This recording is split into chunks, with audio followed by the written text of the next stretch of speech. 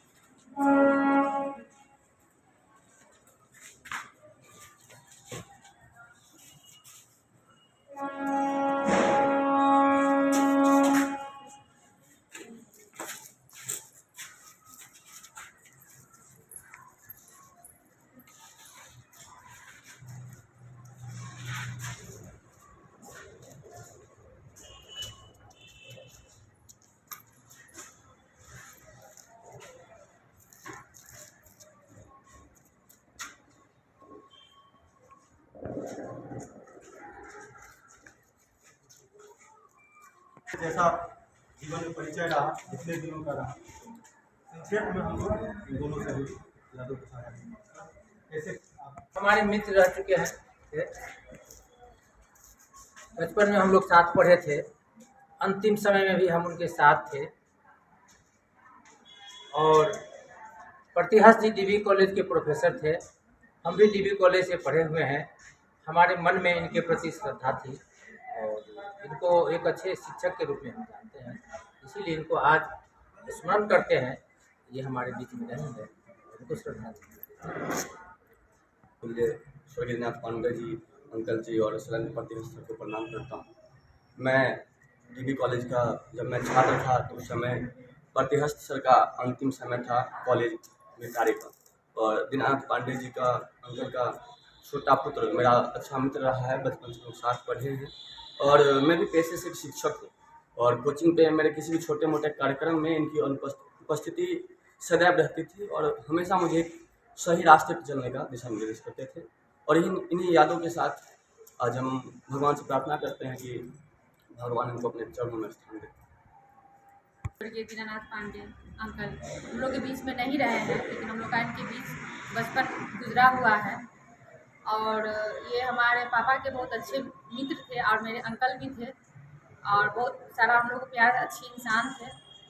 और बहुत सारे जो क्या बोले हम आपको, लाइफ के बारे में सीखो, मतलब कैसे चलना है, क्या करना है, क्या पढ़ना है, मतलब अपने लाइफ को मतलब कैसे हम सुचारू रूप से चलाएंगे, उसकी ज्ञान हमेशा हमको दिया करते थे।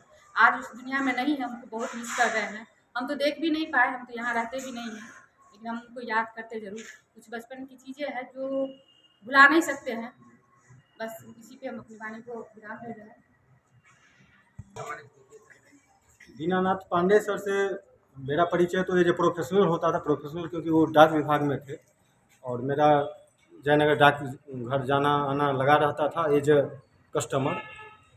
तो एक अधिकारी और एक ग्राहक के बीच जैसा संपर्क होता है वैसा था। रिटायर्ड जब हुए उस दिन एक अच्छा समय उनके साथ गुजरा, 1.5-2 घंटे तक गुजारे, क्योंकि उस दिन पूरे कार्यक्रम में हम थे। फरवरी 2020 की बात है लगभग, हो सकता है डेट मिस हो जाए।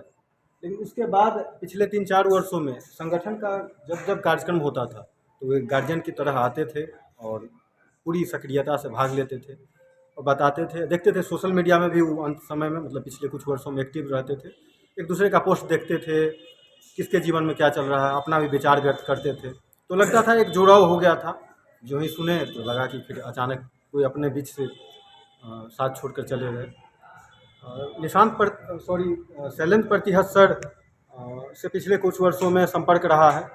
उनके पुत्र निशांत सर का भी हमें आशीर्वाद रहा, सर का भी आशीर्वाद रहता था। तो जब भी हम जयनगर आते थे, पटना से हो या दिल्ली से, तो उनसे हम मिलते थे तो घंटा 2 घंटा कैसे गुजर जाता था पता नहीं चलता था, क्योंकि वे हमेशा जयनगर, मधुबनी का क्या इतिहास रहा है, बिहार में सिविल सर्विसेज या फिर पुलिस सर्विस है, स्टेट सर्विसेज से रिलेटेड बातों पर वे उसके इतिहास पर चर्चा करते थे। क्योंकि उनके कई करीबी, उनके कई स्टूडेंट भी सिविल सेवा में बड़े बड़े ओहदे पर पहुँचे थे। और तैयारी में मेरी भी रुचि रही है, तो वे बताते थे तो बहुत समय गुजरता था। तो जिस दिन वे गुजर गए तो लगा कि कोई एक गार्जियन छत्र छाया अपने से छूट गया। तो अपने लोग होते हैं तो कई समय गुजर जाने के बाद भी हम उन्हें याद करते हैं, क्योंकि हमारे आपके व्यक्तित्व निर्माण में उनका योगदान होता है। तो आज हम लोग इसीलिए जुटे हुए हैं संगठन के बैनर पर कि सर को याद करें और उनका जो योगदान है उन्हें नमन करें।